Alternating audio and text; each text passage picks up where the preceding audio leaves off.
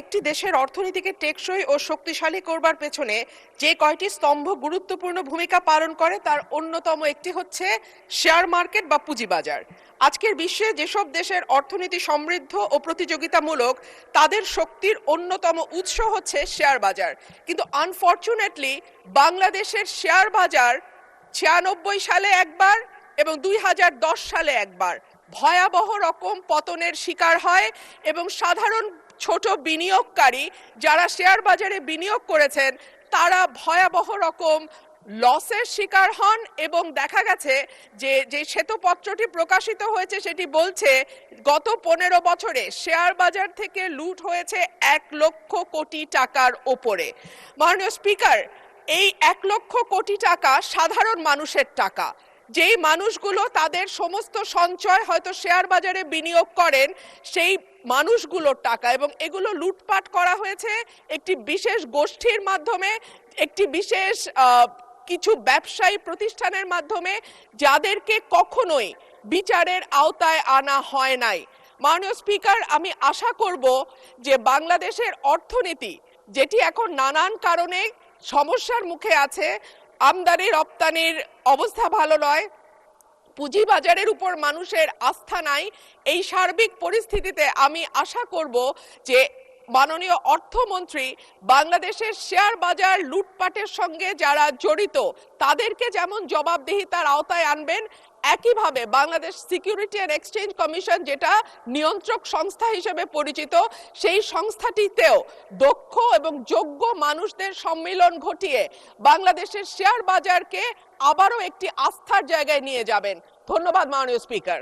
আমি সম্মানিত সংসদ সদস্য রুবিন ফারহানা যে বক্তব্যটা রেখেছেন খুবই গুরুত্বপূর্ণ বক্তব্য, এবং আমি প্রতিটি কথার সাথে একমত।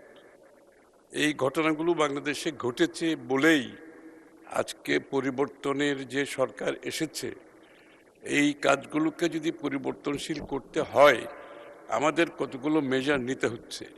এর মধ্যে একটা হচ্ছে সিকিউরিটিজ অ্যান্ড এক্সচেঞ্জ কমিশনকে ঢেলে সাজাতে হবে, এবং এটার কার্যক্রমের যে রেগুলেটরি ইস্যুগুলো আছে এখানে পরিবর্তন আনতে হবে, এর মধ্যে স্বচ্ছতা আনতে হবে, জবাবদিহিতা আনতে হবে, শেয়ার হোল্ডারদের সুরক্ষা দিতে হবে, লিস্টেড কোম্পানিকে আশ্বস্ত করতে হবে, বিশ্বের যে ফান্ড ম্যানেজার আছে সারা বিশ্বের তাদেরকে কনফিডেন্স দিতে হবে। এই কারণেই আজকে এই উদ্যোগ নিয়েছি আমরা। এবং বয়সের বিষয়টা যে আপনি দেখেন গড় আয়ু কত ছিল,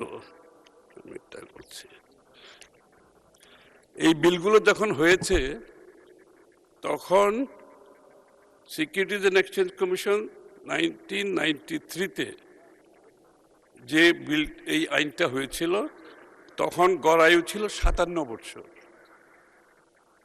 57 বছর গড় আয়ু ছিল, এখন আমাদের গড় আয়ু হচ্ছে 72 বছর। সুতরাং আপনাকে বুঝতে হবে আজকের দিনে ওই 57 বছরের গড় আয়ু যদি আমি অ্যাপ্লাই করি, আপনি যোগ্য ব্যক্তিরা কোনো কাজ করতে পারবে না, অভিজ্ঞ ব্যক্তিরা কোনো কাজ করতে পারবে না। সুতরাং এইসব বিবেচনায় এনে আমরা এখানে সংস্কারগুলো করতে চাইছি, বড় ধরনের সংস্কার করতে হবে। এবং আমি ব্যক্তিগতভাবে এই ক্যাপিটাল মার্কেটের সাথে জড়িত বহু বছর। আমি স্টক এক্সচেঞ্জের সভাপতি ছিলাম। বাংলাদেশ ক্যাপিটাল মার্কেটে যে ইনফ্রাস্ট্রাকচার অবকাঠামোগত উন্নয়ন আমার হাত দিয়ে হয়েছে এবং সবগুলো, কিন্তু দুর্ভাগ্যবশত বিগত দশকের অধিক সময়ে এই সব ভালো অবস্থাকে ব্যবহার করে কিন্তু লুটপাট করেছে, একবার নয় একাধিকবার লুটপাট করেছে। আপনারা লক্ষ্য করবেন বিএনপি সরকারের সময় কোনো সময় শেয়ার বাজার লুটপাটের কোনো সুযোগ ছিল না, ইনশাআল্লাহ এবারও থাকবে না, নিশ্চিতভাবে বলতে পারি।